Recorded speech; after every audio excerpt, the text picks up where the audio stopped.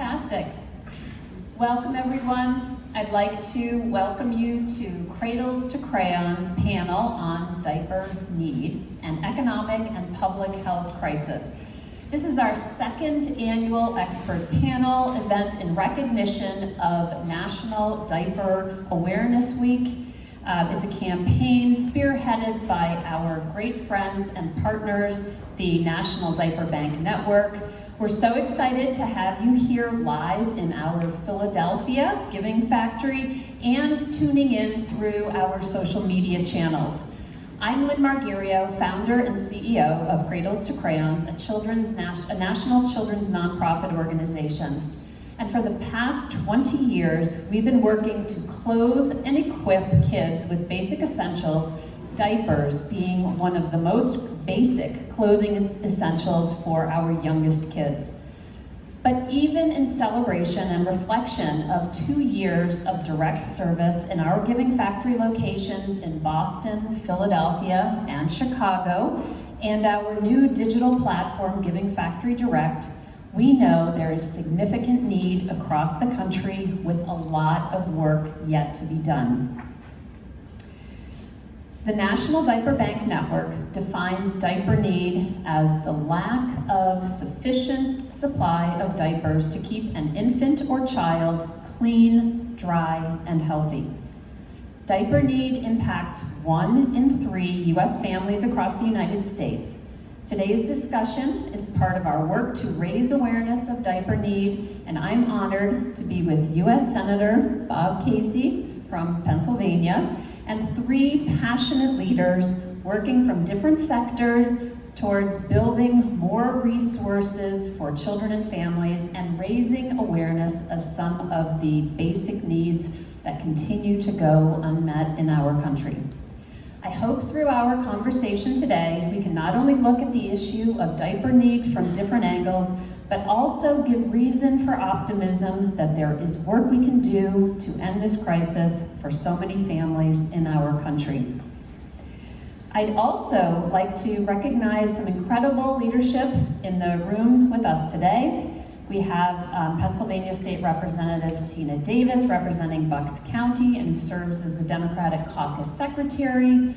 Pennsylvania State Representative Carol Hill Evans serving York County and prime sponsor of 2 diaper need bills in the House. I'd also like to acknowledge Philadelphia Councilmember Kendra Brooks, a council member at large. We're also grateful to Congressman Dwight Evans' office serving the Pennsylvania 3rd District comprising Center City West and Northwest Philadelphia.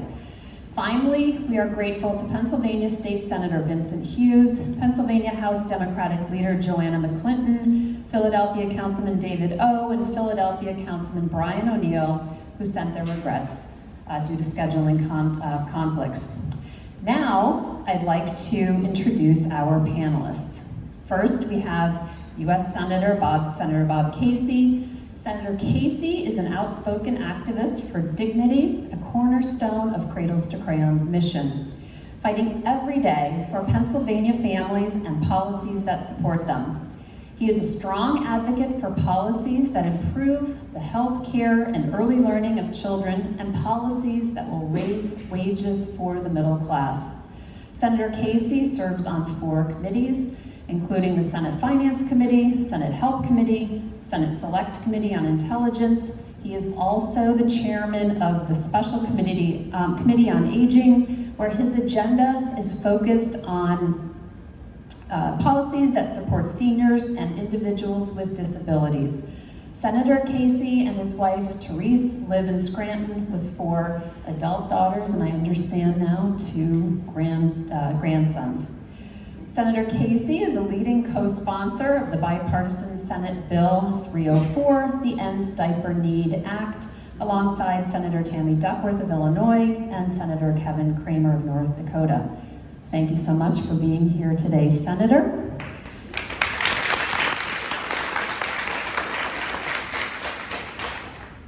And on our panel, we have Teresa Duncan, who is the Executive Director of the Center for Leadership, Development, and Advocacy here in Philadelphia.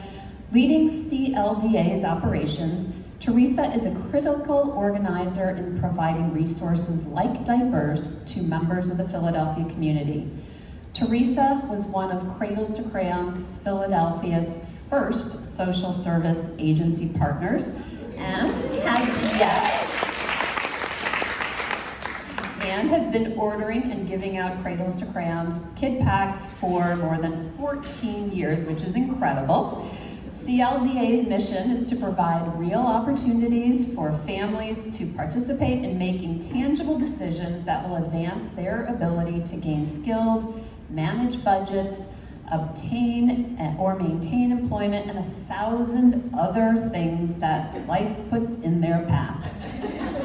CLDA Diaper Bank started in 2009, and since then has provided close to 600,000 diapers, wipes, equipment, and diapering supplies. The program has continued to serve on average about 300 families per month, and Teresa has dedicated her career to work in large and small nonprofit organizations that volunteer and help diverse communities, their families, seniors, and veterans. Thank you so much for being here, Teresa. And we have Jennifer Volker, the Associate Dean for Public Health Practice and External Relations, as well as Clinical Professor in the Department of Health Management and Policy, the Drexel University Dornsife School of Public Health. Prior to joining Drexel in 2004, Professor Kolker worked for the Philadelphia Department of Public Health and has over 25 years of experience working in urban public health in Philadelphia, government, the nonprofit sector, and academia. Professor Kolker works closely with external community government and health system partners. Her research and practice portfolio is comprised of numerous projects with local, regional, and national public health organizations, community foundations, and government agencies to assist in assessing need for public health and safety net services, public health workforce development, and development and evaluation of community health needs assessments. We're so excited to have you here today, Jen.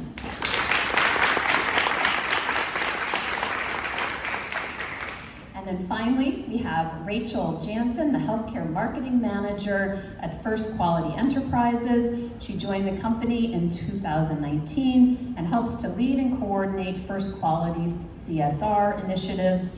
Rachel has a passion for public health and healthcare with a background in occupational therapy. She's a trained emergency medical responder. She's OSHA certified and has experience working with manufacturers and distributors. She's also mom to a 4-year-old daughter and has another little girl on the way, due in January. Thank you for being here, Rachel.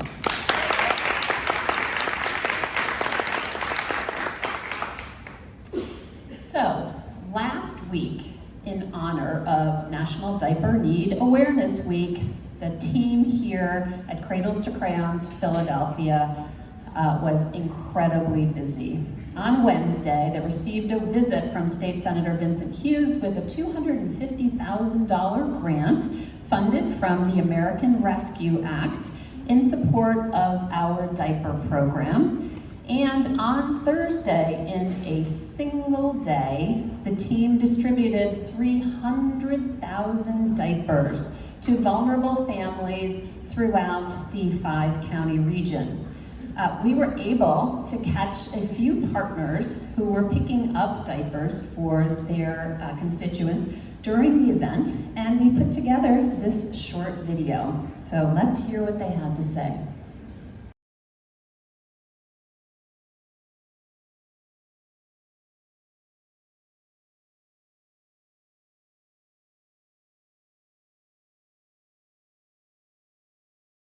So what area of Pennsylvania do you serve? So we're in the Philadelphia area, Logan specifically. My name is Fatima de la Cruz. I work with Health Federation Early Head Start, and we serve the following zip codes: 19120, 2122, 24, 26, 32, 33, 40, and 41. We serve Philadelphia, Pennsylvania. We work with folks that's been impacted by mass incarceration in some kind of capacity. Families, guardians, foster kids, single mothers, single fathers, aunts, uncles, grandparents, that's taking care of children that's folks are on the inside. I work for the Salvation Army in Philadelphia, so this is actually going to multiple clients throughout the city of Philadelphia. We serve Montgomery County, Bucks County, Delaware County, Chester County, Philadelphia. So we're actually in Philadelphia, and we service Turn Point for Children Full 5 service. North Central Philadelphia, that's East Oak Lane, West Oak Lane, Germantown, East Falls, Milne Airy, and a couple other areas across Philadelphia.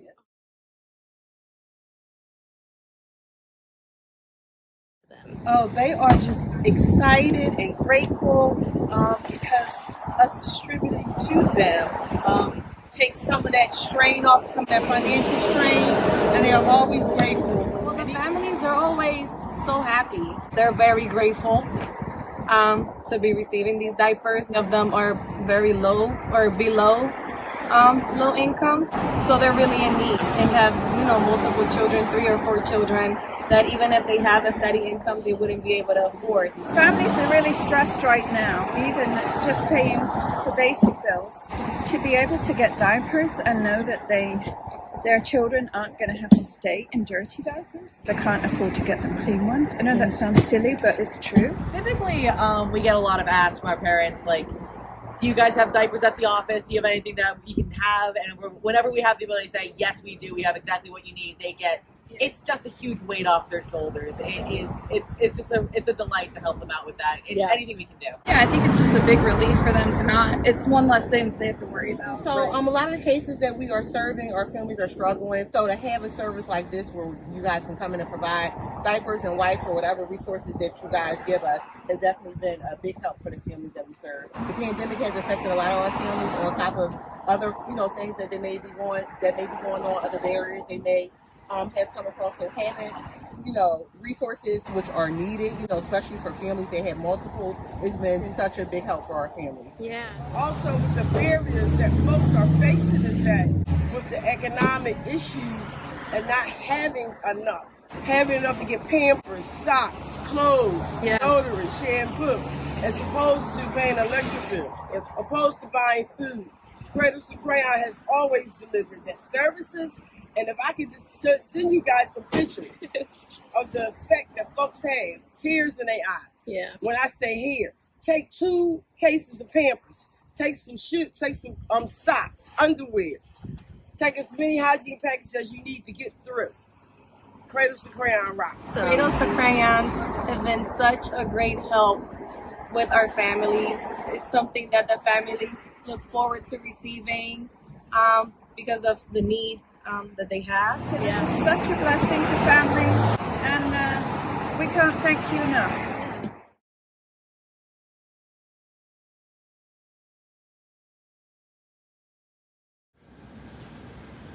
Thank you to all. A huge shout out to all of our service agency partners who help get those critical basic essentials to the children and families who need them most. We do this in partnership, and we were just so overwhelmed with how many people came out for the diaper distribution because they know how essential these items are to get into the hands of families quickly. And so now I would like to, once again, welcome Senator Casey, and thank you again for being with us today. There we go. All right. So Senator Casey, you co-sponsored the End Diaper Need Act that establishes and expands programs to provide low-income families and other vulnerable groups with access to diapers and related supplies. What makes you passionate about this issue? What was your first introduction to diaper need? Well, first of all, Lynn, I want to thank you and I want to thank Cradles to Crayons for the work you do. It is life-saving work in so many ways. It transforms the lives of people in ways that I can't even begin to imagine. I know in this room you have not just folks who do it every day, but folks who have volunteered their time as well, and we're grateful for that commitment. I think for me it stems from, or at least I hope it stems from my my very limited background of being an involved parent. My wife did most of the work, as is true in most households. She was doing the heavy lifting, but I had some sense of what it took every day to get kids out the door. And when families don't have that support, I can't even begin to imagine how difficult it is. In terms of the public policy work, I've done a lot of work on children's issues over many, many years, and tried to make issues that relate to children a much higher priority than maybe some others would place upon those priorities. And in the Senate, you don't have everyone who works on every issue to the same extent. People prioritize, or they focus on a particular set of issues. And there are a couple of senators who have made not just children's needs and families' needs a priority, but in this case have focused specifically on this diaper need that you've all identified and have pushed to the front of the agenda. One of those people who's made this a major issue is Senator Tammy Duckworth from the state of Illinois, who was in combat in Iraq, helicopter pilot, has given so much to the country, and is a fierce, fierce advocate whenever she's making any point. But on this, as a mom, it's so fundamental to her life, and so I had obviously an interest, but to work with someone like Tammy Duckworth, not the only senator, but she's been the one who's been so instrumental in advancing the bill, and she and I have worked together on this bill. And to have, as you mentioned, Kevin Kramer. Now, Kevin Kramer's from North Dakota, and he's on the other side of the aisle, and I haven't been on many bills with Senator Kevin Kramer. He's a nice guy, but we don't agree on a lot. So you can tell the urgency, or the need, to use that word again, that is out there when you have that kind of cross-party, kind of a mini coalition of senators. But we've got some work to do to get it, to pass it into law. The basics of it would be to provide $200 million more for a block grant that would, over the course of a couple of years, would help to fill some of the substantial need out there that you all have been advocating on behalf of. So we're going to try to do everything we can between now and the end of the year.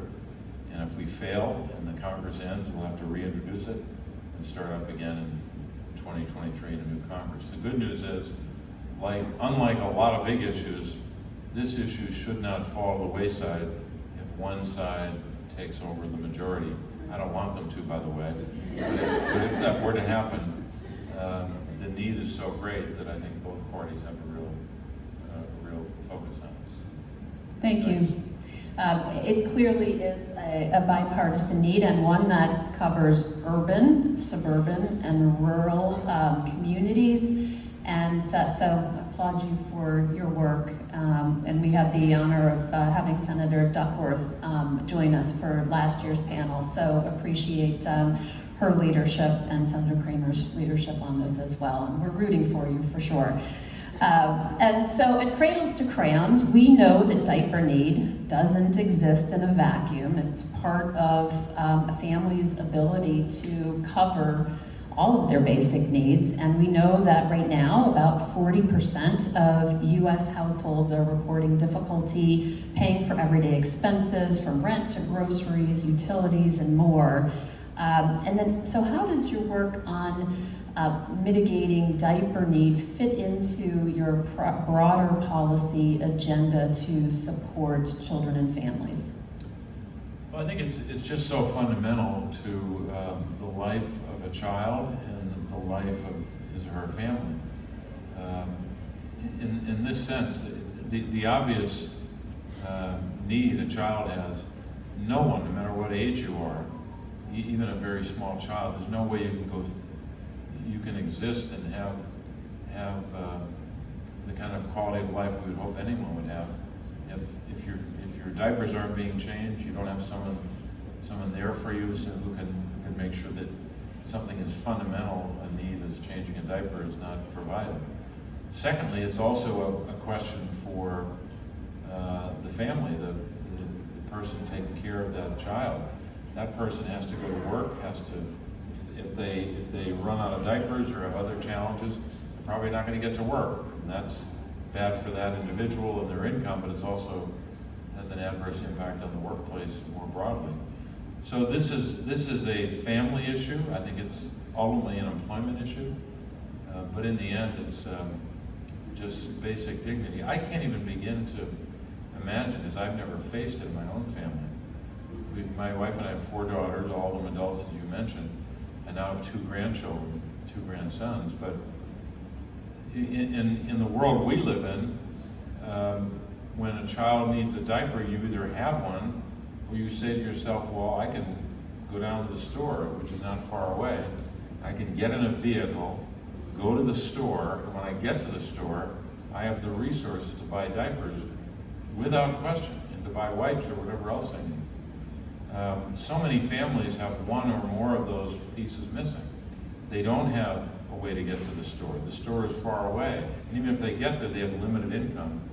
And so you're feeling a tremendous need in the life of that child, but also in the life of that family. And you know, we know that over the past few years with the pandemic, the federal government put in place a number of safety net programs that really helped support families in meeting those basic needs, such as the expanded child tax credit. Could you talk a little bit about what you saw the impact of those programs being, and what you see about prospects for putting more funds in the hands of families so they can buy diapers and other basic needs? Well, I think the pandemic taught us a lot of things. It taught us how vulnerable we could be when when we're not prepared for anything close to a pandemic, let alone the kind of pandemic we had. It highlighted disparities and shortcomings in our society and in government response. But it also provided a window for us into policy that we might not have considered before. And that was probably one of the results of what we lived through that we probably weren't expecting, which was that you could take an existing, in this case the child tax credit, you could take an existing tax credit that had been around since 1997, but under existing law, it wasn't serving, by one estimate, imagine this, half of the Black and Latino children in the country that could be served, or could be benefited by that child tax credit. It also was leaving out half of rural children, as you mentioned. This is a red state, blue state issue, unlike so many issues as we think of them. So we took a tax credit and just kind of turbocharged it and made it more generous. It covered a lot more people, a lot more families, a lot more children. And the results were astoundingly positive. Here in the city of Philadelphia, for example, 291,000 children benefited. But I could take you to 5, 10, 15, 25, 30 so-called red counties in Pennsylvania. Rural counties, small population counties, where the same percentage of children in those counties were benefited. 80%, 85%. Some of the rural counties, the number of children eligible went up to 90% of the children in that county. Everyone in that county is better off when that family gets 400. It was more like 450, even higher for some families. So the pandemic, because of the need we felt to put that in place, the pandemic taught us a lesson that is a good thing to provide families more support. They can buy more diapers. The number one utilization was food, gasoline, rent, paying the bills, all that, right? The only problem is we didn't extend it, we didn't continue it. We had it for 6 months in 2021, and then it went away. So if anything, we've got to figure out a way, and unfortunately, this time we can't do it with just one side of the aisle like we did in the rescue plan. We need to figure out a way to get some version of the child tax credit that we have in place, some version of the generous version, I'd say, that is bipartisan. And therein lies the difficulty. but it was a tremendous breakthrough for the country to show that when you help families, guess what? Not only are they better off, we're all better off.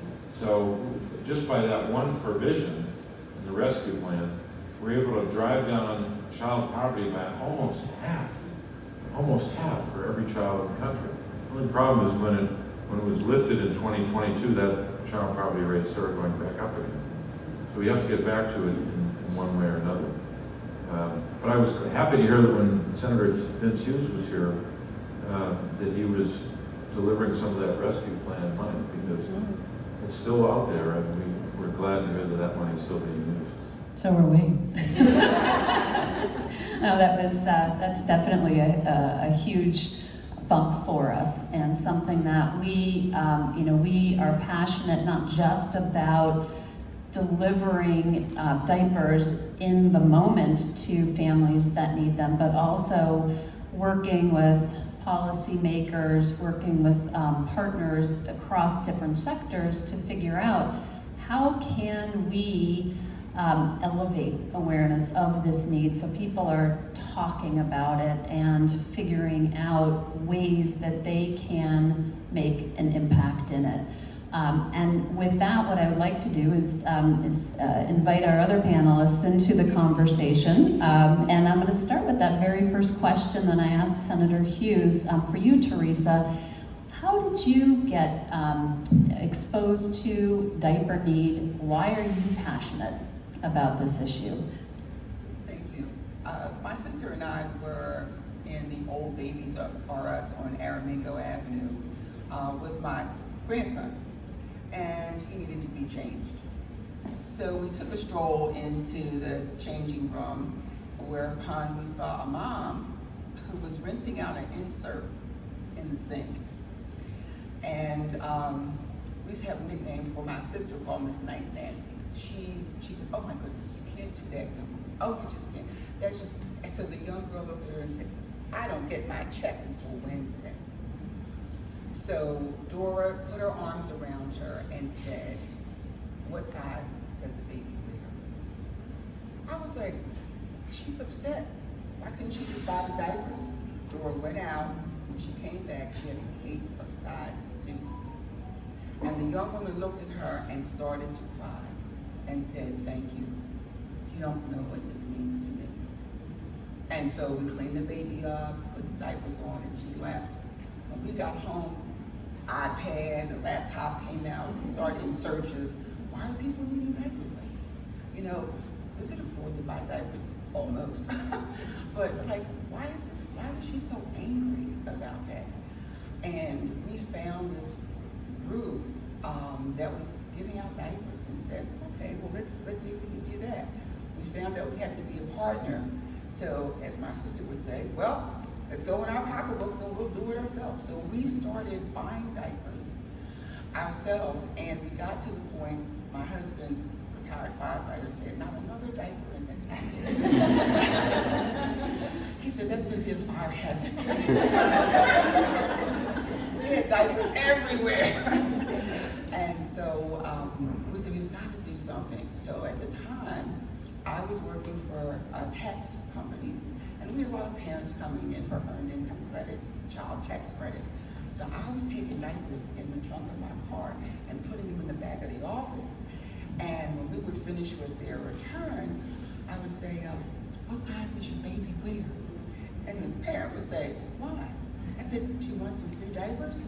She said, "Free diapers? Is it legal?" I said, "Yeah." "You want free diapers?" She's like, "Yeah." So I started giving out diapers that way, you know. And then we came upon the National Diaper Bank Network and started there. But, you know, that was our beginning with diapers. I just could not, Dora and I just could not believe that there were families that could not afford diapers. And back then, they weren't as expensive as they are now, you know. And I often laugh at our oldest daughter, when we started buying overnights for her. Now this is going to really date me. I used to drive, while my husband was at the firehouse, down to Tri-State Mall in Wilmington, and Pampers came out with overnight diapers that were 12 in a box, Do you know how much those diapers cost? 79 cents. I got 12 overnights. I was like, oh my God, now you 12 diapers, it's like $10. So I've been through the diaper need when, even though my husband and I worked, we had diaper service and we had diaper service and disposables. We still had 2 incomes and we still needed some help. So what we found is that even though there are parents working in families, sometimes the end, you still need. Thank you very much, Teresa. I'm going to ask you, Jen, the same question. How did you get into diaper need? So I will admit that other than my own 2 children who are now 22 and 19, my perspective on this has not been so much specific to diaper need, but I work in public health, and at its basis, public health is assuring the conditions by which people can be healthy. And that means assuring basic needs. It's a privilege to be on this panel with the senator who has spent much of his career assuring those basic needs for people. So in my mind, I don't think until this issue was brought to my attention, I sort of assumed it was one of the basic needs we covered, like Medicaid, like the Children's Health Insurance Program, like WIC, like programs we have for utilities. We have a rich safety net. It's inadequate, it's underfunded, but we do have mechanisms for basic needs. And the fact that diapers was not part of that, which to me is a basic public health need, was actually a little startling. So it's really exciting to be here and to be part of this conversation to put that public health perspective around it. Thank you. And you, Rachel? Absolutely. So for me personally, I always kind of figured there was a need out there, that there were services to help with those who needed these essential items. And it wasn't until I started working for First Quality, an organization that was so passionate about it, that I learned just how deeply rooted this lack of access to diapers was. And what drew me to the organization and to work here was the fact that we gave back, and working with Cradles to Crayons. That's how I actually learned about it, was through you all. So it was through our partnership that I became aware of just how needed this essential item is, and gives me even more honor to work for an organization that makes them. So appreciate being here. Thank you, and we really value our partnership with First Quality. So Senator Casey, you had mentioned that this is not just, we've heard it's a public health issue, it's a family issue, it's an economic and it's a jobs issue as well. We know that to send a child to daycare, you are also, as a parent, required to send enough diapers, which is usually about 4 to 5 diapers per day per child, on top of paying tuition, which here in Philadelphia on average is about $900 per month. And so I wonder, is that something that you are seeing to be a problem across Pennsylvania, across the country, that this not having something as simple as diapers to send your child to daycare with, is that impacting families? I don't think there's any question it's impacting them, especially when you have the combination of pressures that families were experiencing before the pandemic, having difficulty making ends meet, then trying to get through the pandemic and all of the horror and calamity and job loss and adverse impact on families. And then the third devastating impact now is the impact of inflation, costs going up across the board. That kind of combination is, I'm not sure, like anything we've ever seen, maybe since the Great Depression or some other even remotely comparable economic downturn. So just making ends meet is extraordinary. I mean, I was just looking at some numbers the other day. It's a New York Times piece from this summer, an op-ed that I had missed by Ezra Klein. He was going through the costs that families pay now versus 10 years ago, now versus 25 or 30 years ago. he had one number in there that I just want to remind us of. The cost of childcare itself from over a 35-year period. Now he only took it as far as 2007, but from 1972 to 2007, he said the cost of childcare in America went up 2,000%. Not 200%, 2,000%. Now, it wasn't wonderful after 2007. If anything, it kept going up after that. So you just give a sense on just one cost, how extraordinary the burden is. But when you add to that something as fundamental and as necessary several times a day as a diaper, you can just imagine. And I guess they're not selling for that cost, right? But it's got to be overwhelming for families. All the more need for a child tax credit, again, putting in place those kinds of policies, more help for child care itself. So, thank you. And Rachel, I'm going to ask you to weigh in here from the perspective of a diaper manufacturer. I mean, we saw during the pandemic just overwhelming supply chain issues. You'd go into stores and you couldn't find diapers. There were just a lot of challenges, and we've seen costs go up. I wonder if you can share with us some insights about what you're seeing in the supply chain or with diaper costs now, and is there any kind of silver lining? Yeah, absolutely. I wish I could tell the future and tell you that the silver lining's coming, but definitely we haven't been immune to the global pressures of inflation that all manufacturers and makers of products have been experiencing. And a lot of that comes to the cost of the raw materials that goes into making these products. And if you were to compare it to, say, like a bouncy ball, where the rubber that goes into a bouncy ball, if the price of that rubber goes up and you have to pick a cheaper material to make it with, maybe it doesn't bounce as high, but you still have a bouncy ball for your child, right? If you look at a diaper, the material that goes into that diaper, you don't want to go finding a material that's not going to do its job. I can tell you as a mom the impact that a blowout in a car seat has, or when the baby's diaper leaks in the night and you're having to change bed sheets and clothes.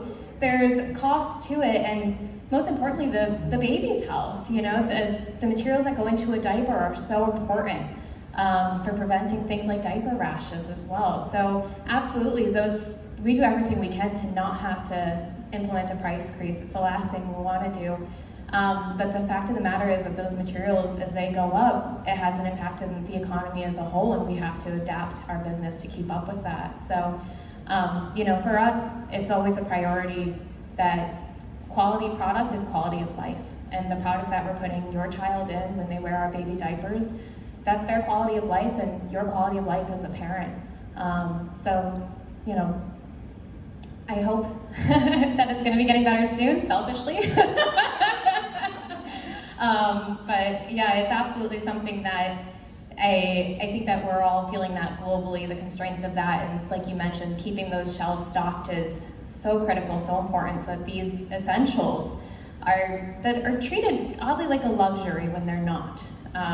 Baby diapers are not a luxury. They're an essential that these babies need.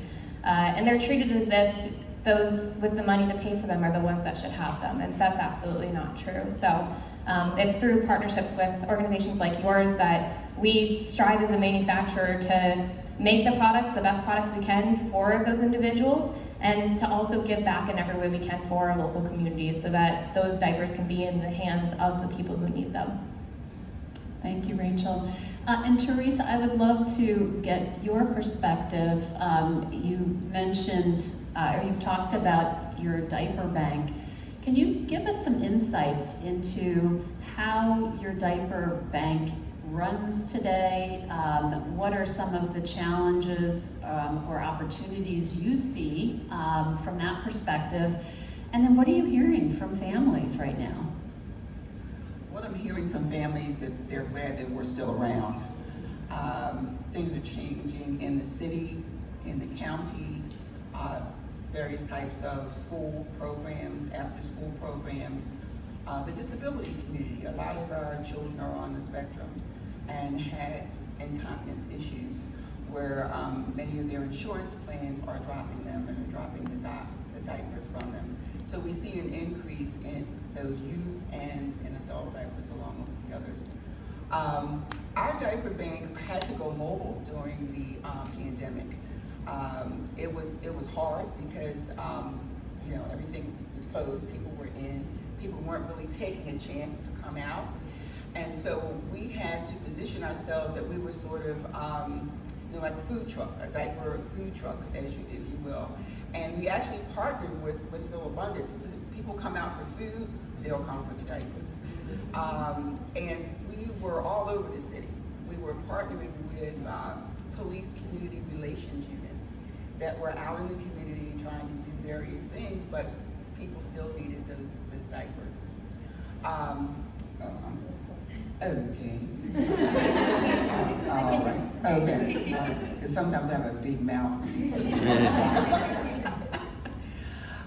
So, we really tried to work with churches, with schools, community-based organizations.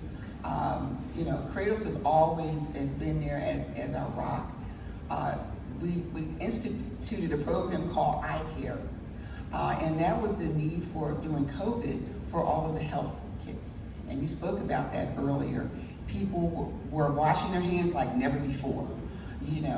There was a decrease in influenza because people were keeping things clean, but they needed those products. And it sort of was a thing about self-esteem. People hate to really come and ask for something. It's like, I really need it, but I don't want to ask for it. And we want to give it to you.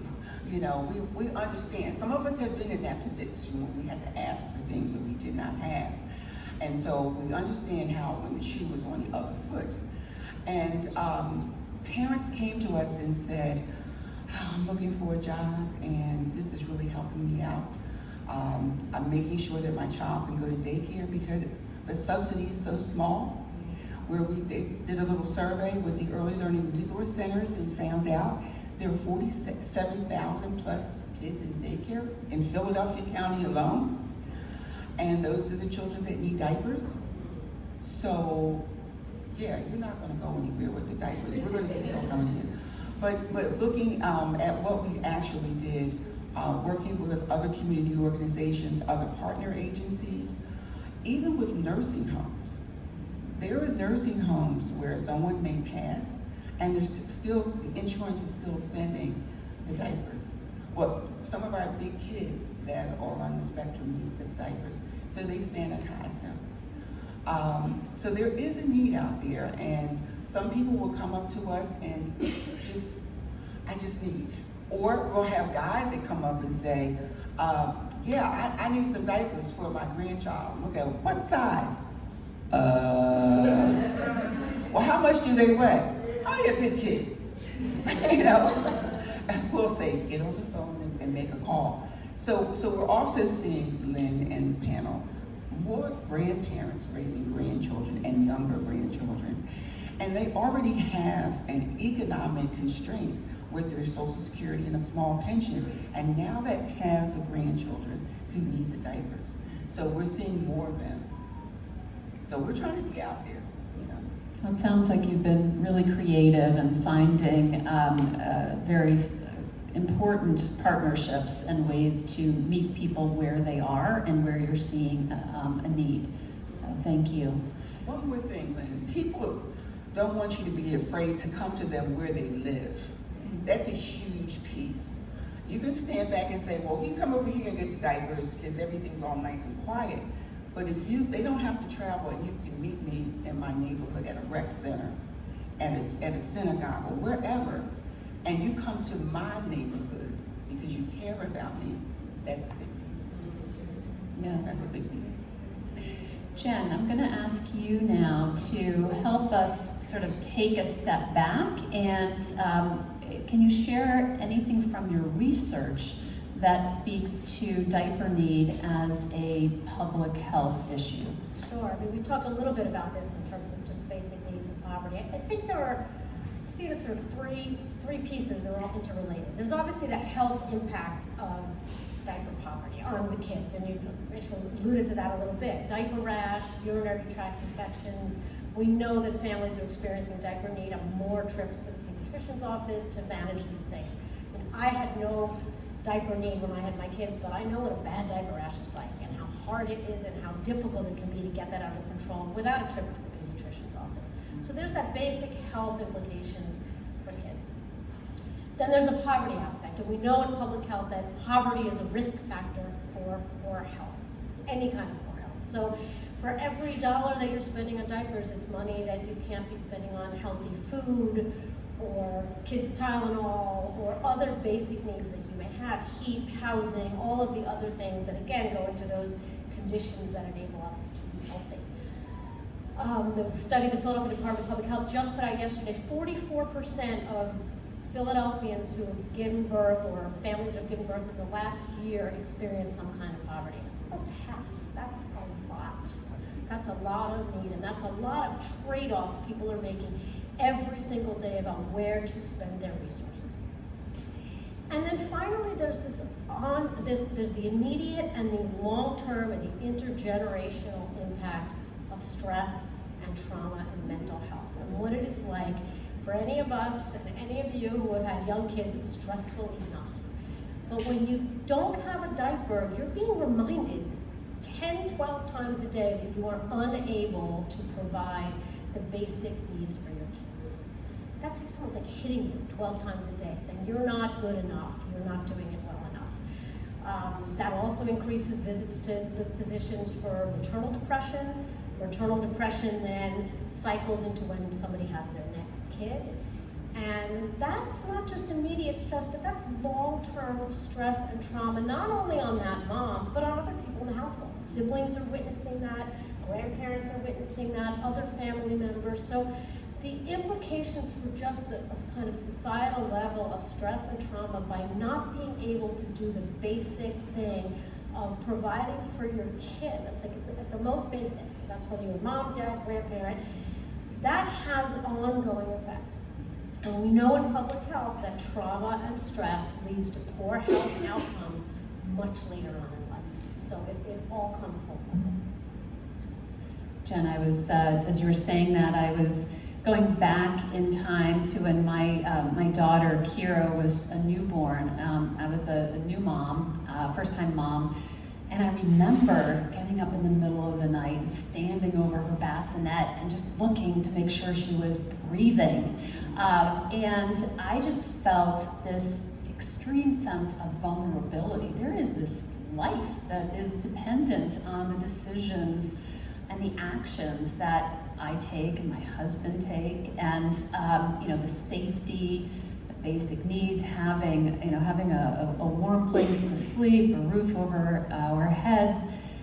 And then I looked down and I had a box of diapers there, and as I said, I was looking over her bassinet, and I just thought to myself, if I'm feeling this and my daughter's basic needs are being met, and I don't have to worry about where I'm going to find this diaper, what must that stress feel like for someone who doesn't have the financial resources to go down the street to a store and pick up diapers?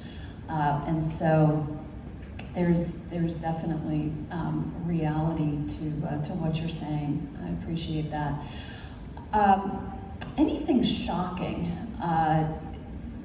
Rachel, you talked about blowouts in your car without having diapers. Any moments that anyone would like to share about just something that has really surprised you when you have been on this journey of understanding and learning about diaper need? Jen, you still have the mic? No, I still have the mic, so I guess I'm not. I think it's not shocking to me. I'm amazed, continuously amazed at two things: at individual resilience, whether it's and problem solving and figuring out. People will go to great lengths to figure out how to do right by their kids, and I think that's an amazing thing. And the more we can do to support that individual resilience is amazing. And then this combination and confluence, we're seeing it today around what communities can do at places like Cradles, like your organization, and then what we have to do at the public policy level to kind of converge, because no one can do it all. You guys can't do it all, Cradles can't do it all, and public policy can't do it all either because we're too far back to some degree. But how to, bringing those things together, and I think we are seeing a little bit of the, I hate saying pandemic silver linings, although that's what I used to say to my kids in the first few days of shutdown. But if we think about some of the things that we've learned, I think we're seeing more of that convergence, and that gives me a little bit of hope. Anyone else like to weigh in? Talking about community, what is community? Years ago, communities used to take care of each other, wrap their arms around if someone was in need, find out what they wanted. Nobody talked about it, didn't make them feel bad, you know, they just pulled together. Today, our community looks totally different. Some people just don't care, like, you know, I've got mine, I hope you get yours kind of mentality.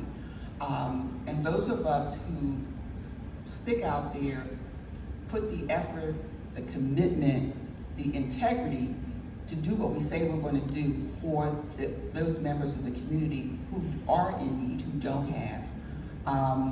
We start to build something called, as people call, street cred.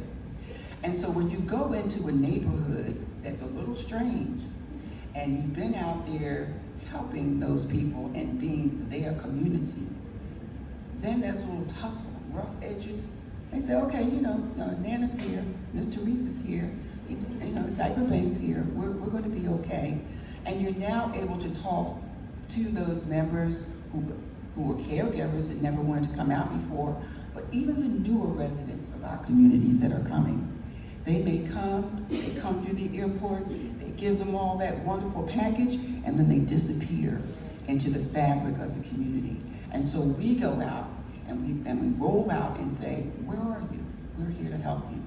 Those are the kind of things that we see on a day-to-day basis where people are in rapid rehousing, where DHS may be taking children and putting them somewhere else and kids don't have the subs, socks, underwear, and PJs. You know I'm Cradle. I probably got half my heart is purple. But these are things, because kids don't like to wear shoes. They're barefoot, they run all around. But these are the people, Lynn, that you are making, your organization is making an impact on. You know, they know that if we have something, who cares? Yeah, so what if Cradles is our partner? We're all helping the families. And I think that Senator here, you know, he's always playing Marie Antoinette with his neck out down there, because he's out there for all of us. And I think that's, give credit where credit is due. And he's out there doing what he says he's going to do for us. And I think that we should get behind him for that. But in the community, people are watching us. People are watching us. We watch what we say, what we do, where we are, and that we're not afraid to talk to them. Yes, we have partners, but we also have that human connection where we can look in the eye of someone when they receive diapers, when they receive those wipes, or a kid pack or whatever, and they say thank you, you can feel that. You know that they really mean it. It's hard to follow that. Teresa, thanks, and I want to, you and the professor and Rachel are really in the laboring in the vineyards every day. I'm doing public policy, but sometimes at a great distance, so we appreciate what you're doing in those trenches every day. I think what shocked me the most as I've looked at this issue over maybe the last few years is just the scale of the need. I think it'd be, I hope it would not be, but I'm afraid it might be shocking to a lot of Americans, the scale of this need, kind of it's almost like a diaper deficit we've got, and it's extraordinary. And it is just so fundamental that I think at first glance, a lot of Americans may not believe it if you presented them with the numbers, but when you consider what Cradles to Crayons are doing every day in so many parts of the country where you serve families and communities, that demonstrated need is so evident. So I think the scale of the need is what hit me the most when I started looking at this. But we're grateful for what you do, and it's of tremendous value, maybe now more than ever. Well, speaking of the scale of the need, when I first started Cradles to Crayons 20 years ago, we did not provide diapers. We were providing gently used clothing and baby supplies, and we kept hearing from our social service agency partners, but what about diapers? But what about diapers? We need them. And so we started to slowly increase our funding so that we could buy diapers. And pre-pandemic, across the Cradles to Crayons footprint, we were giving out just a few 100,000 diapers per year. You heard that this team here in Philadelphia gave out 300,000 diapers in one day last week. And during the pandemic, the 18 months of the pandemic, we gave out 12 million diapers. And so, and we just see the need continuing to grow, and we know we are just barely scratching the surface. And so I would love to hear, just quickly, tell our audience here, tell our guests here, and tell the people who are tuning in, what's the hope that you see, and what is one thing that people can do to make a difference in their community to address diaper need?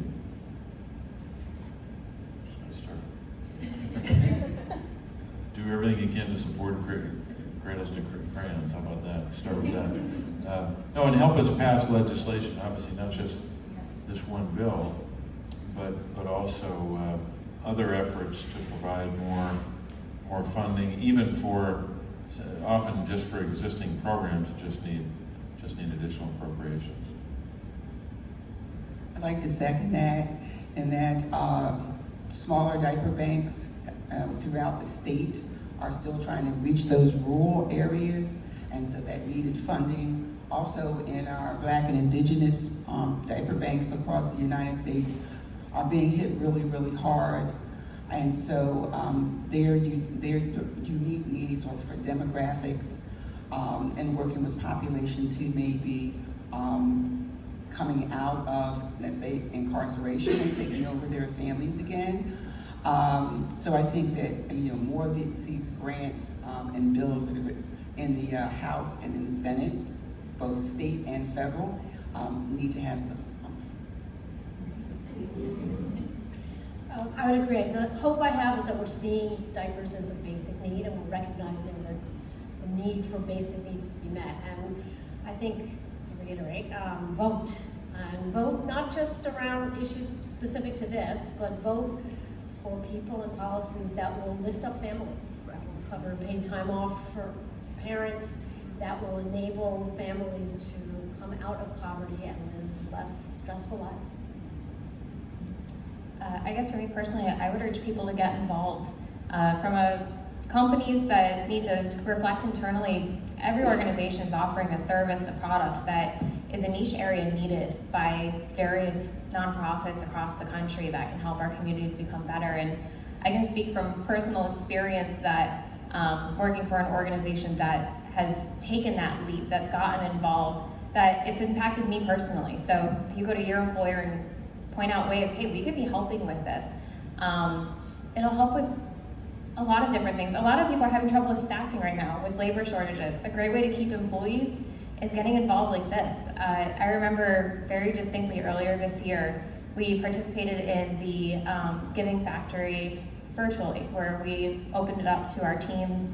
Because while we donate a portion of diaper sales of cuties to Cradles to Crayons, we as a whole company are big supporters, where we've done fundraisers across the organization. And I remember I signed up for the Giving Factory Direct, and I brought my daughter out shopping, and she said, "Who are we shopping for?" And I said, "A little girl named Queenie." And she said, "Who's Queenie?" And I'm like, "I don't know, doesn't matter." So we went to Kohl's, and we had this shopping list of different things to get, and the absolute joy my daughter had in shopping for this little girl that she had never met was just amazing to watch. That to be a part of that, to instill that in the next generation as well, is something that I'm not sure you guys even realize you're doing. And so she was just thrilled to come home and pack up this little box for Queenie, and she went rogue off the shopping list. There was a unicorn lovey in there, I'm sorry. She couldn't resist the unicorn lovey for Queenie. And I just want to say thank you, because that was an opportunity that I had as a mother to help teach my daughter, like, we have the power here to make a huge difference, and that even these little kids can understand that this is going to something beyond them, somewhere that's needed, that they're doing something to help out. And by all means, I think that begins by encouraging all of us as adults to, you know, Teresa, you mentioned the isolation, to encourage us adults to realize there's still a community out there despite the last few years of being so isolated. And we need to make sure the next generation that's growing up in this post-pandemic world knows that. Thank you. We're so grateful for the conversation that we started here today. I think we have time for one question, and I would like to invite Representative Carol Hill Evans to ask one. Thank you. Thank you to Cradles and Crayons. Thank you, Senator, for being here. Ms. Teresa, it's always good to see you. So my question is around those of us who are beyond the cradle and don't necessarily play with crayons, but we are now considered seasoned. And so as a result of the aging population, we are seeing more of a need for assistance for incontinence products, in addition to the need for assistance for diapers for young children. And we're also hearing voices getting louder about needing assistance for menstrual products. So I'm going to reach directly to you, Senator, and ask, are you aware of any federal programs that could be passed to the states, so those of us in positions that we can help increase a line item, introduce a line item to make a difference for all needs? Are you aware of anything that's coming down the pike, anything that you may have already supported or sponsored, and how do we get on board with that? Carol, I'm not aware of one in particular. Associate Dean might know of a line item or a funding stream, but we can certainly take a look at that and research it and see if there isn't a way to work between federal and state. I'm not aware of anything in particular as well that would be part of, say, the rescue plan money, because a good bit of that came either directly to a county, a lot of it came directly to state governments, and then you as a member of the General Assembly working with the governors have made determinations about how to spend that. But we can certainly do some digging and see if there isn't something that's either a new piece of legislation or an existing program or appropriation stream that might be helpful. Sure. Thank you. And as we close out today's conversation, I want to give a big thank you to the work of the National Diaper Bank Network and its founder, Joanne Goldblum, for their years of pounding the pavement to elevate diaper need in our communities. I'd also like to thank our National Gear Up for Baby partner, Cuties First Quality, for supporting our work and for putting family needs at the top of their priorities. And of course, can we give it up for our panelists today? Thank you so much for being here. Teresa, Jennifer, Rachel, and Senator Bob Casey for leading the way and co-sponsoring the End Diaper Need Act in an effort to make sustainable change in how we ensure American children have their diaper needs met. While diaper need and clothing insecurity are still not yet household terms, we're encouraged to continue the conversation like today's happening to raise awareness. And I ask each of you to join this movement and help us spread the word. Diapers are baby's most basic and essential item of clothing. Cradles to Crayons is leading the way to elevate the crisis of clothing insecurity, diaper need included. Through research, conversations, product and financial donations, or policy change, all of us can be part of the solution. Follow us on social, endclothinginsecurity.org, and thank you.